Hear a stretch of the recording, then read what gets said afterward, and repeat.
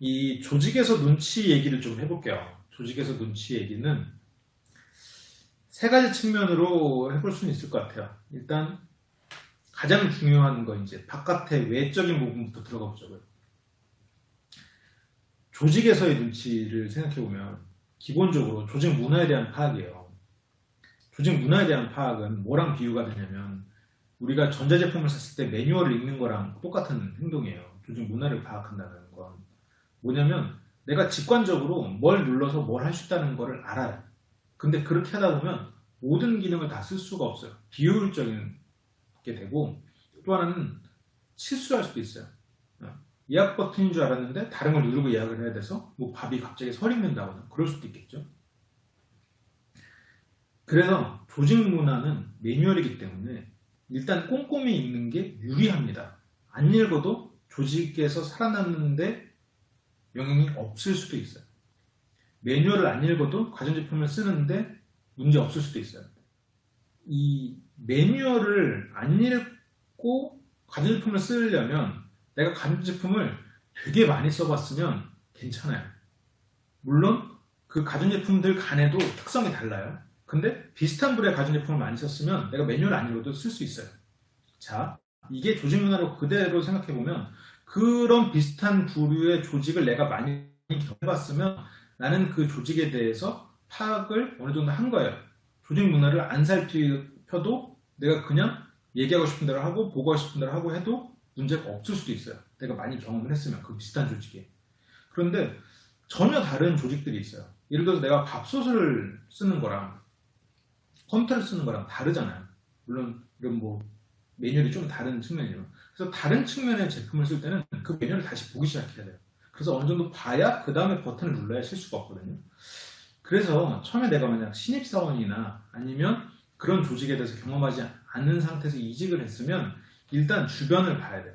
주변을 살필 때는 나랑 비슷한 사람, 비슷한 사람이 어떻게 하는가, 나보다 조금 경험한 사람이 어떻게 하는가, 그래서 그 윗사람들은 어떻게 반응하는가를 보고 일단 그거를 기준점으로 삼아야 돼요.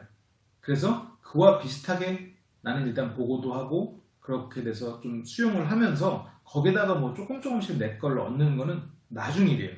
일단 그 조직 문화, 외적인 측면에서는 조직 문화를 판단한다가 일단 가장 우선적으로 해야 될 일이에요. 매뉴얼을 읽는다고 생각하세요. 매뉴얼을 읽는 거랑 비슷하다고 생각을 하시면 되고, 자, 두 번째 측면은 그 사람과 나와의 이제 관계를 생각해야 되는데, 관계는 두 가지 차원으로 이루어져요. 그 사람이 나랑 친한가 안 친한가, 그리고 현재 분위기가 좋은가 안 좋은가로 나뉘는 거예요. 이건 이제 올해 출간될 제 새로운 책에 담겨 있는 부분이어서 제가 지금 이렇게 막 신나게 떠들 수가 있는데 요즘에 그런 책을 계속 쓰고 있거든요. 근데 이 사람이랑 내가 친하지도 않고 분위기도 지금 별로 안 좋은 사람이면 그냥 비즈니스적인 관계예요. 근데 친하진 않은데 막 분위기가 떴어. 그럼 뭐 파티 같은 거겠죠. 친한데 분위기가 안 좋아. 그러면 일단 침묵이 흐르고 있는 상태일 거고, 친한데 분위기도 좋아. 그럼 친구 같은 상황일 거예요. 이런 상황에서 일단 비즈니스적인 상황이면 일단 파티적인 상황을 가지고 뭐 비즈니스하다 파티하는 얘기가 아니라, 아직 책은 안 나오고요. 올해 나올 거고요. 책 제목은 아마 한국형 스몰토크의 기술이라는 책이 될 것 같아요. 또 제 세 번째 책입니다. 그래서 어쨌건 자, 이런 거 밑방에 이럴 때 내가 내향적인 사람이 걸린다. 외향적인 척 하지만 실은 전 내향적인 사람이어가지고. 그래서 친밀도가 순간적으로 높아지진 않아요. 근데 현재 상황을 분위기를 좋게 만들 수는 있어요. 그래서 내가 이 사람하고 친하지 않은데 분위기가 다운돼 있다 그러면 가벼운 스몰 토크, 서로가 공유되는 상황의 스몰 토크를 하면서 일단 분위기를 좋게 만드는 쪽으로 노력을 해야 돼요. 근데 여기서 내가 만약 이 사람이랑 갑자기 친해지려고 그날 하루의 모든 것을 승부 보려고 하면 그거는 눈치가 없는 행동이 되는 거죠. 그래서 비즈니스인 상황에서는 굳이 친밀도를 막 높이려고 애를 쓰는 것보다 그건 나중에 시간을 들여서 할 일이고, 일단은 내가 편안하게 일상적인 거, 그래서 좀 틀에 박힌 스몰 토크를 하더라도 그런 쪽으로 접근해서 좀 분위기를 좋게 만드는 쪽으로 노력을 해야겠죠. 분위기가 좋으면, 그럼 두 번째 파티 상황이면 그럴 때는 다음을 기약해야 돼요.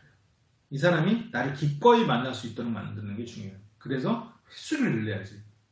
그러면 자연스럽게 친구 관계로 가요. 그러면 친목 단계에서는 분위기가 안 좋아. 친밀감이 높은데. 그러면 그게 이제 거기서부터가 좀 요령인데, 자리를 정리하거나 얘기를 들어줘야 돼요. 그 사람이 침묵을 지키고 있을 수도 있고, 아니면 얘기를 들어주길 바라는데 차마 말을 못 꺼내는 걸 수도 있어요. 그럴 때는 얘기 좀 해봐 이게 아니라, 아 나도 좀 회사나 이런 데서, 그러니까 약간 유추는 해야겠죠. 나도 회사나 이런 데 힘든데 혹시 뭐, 아 참 이럴 때 얘기할 때도 없고 좀 그렇더라. 아 너는 뭐 요즘 뭐 별일 없어? 이렇게 그냥 내가 어떤데 너는 어때라고 이런 식으로 하면, 상대 입장에서 만약 얘기하고 싶은 게 있으면 조금이라도 운을 띄울 거야. 그러면 그거 갖고 물고 들어가는 거죠.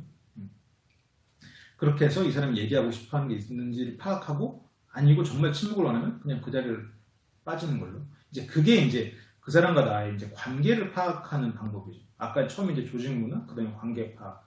그 다음으로 이제 생각해 볼 건, 이건 회사를 떠나서 좀 개인적인 건데, 내가 어떠냐를 판단해야 돼요. 내가 어떠냐. 내가 지금 다른 사람이랑 대화를 할 때 편하냐 안 편하냐부터 출발하는 게 좋아요. 내가 불편하다.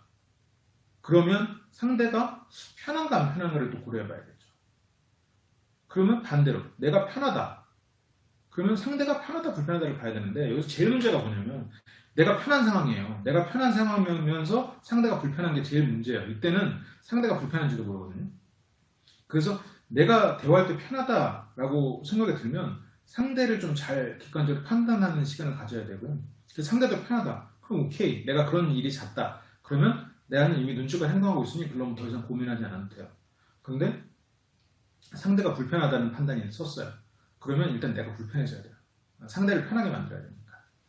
그런 측면이 있죠. 그래서 먼저 조직 문화, 그 다음에 관계, 그 사람과 나의 관계, 그 다음에 나의 판단. 실은 어디서부터 출발해야 되냐면 뒤에서 말하면 또 출발해서 가는 거예요.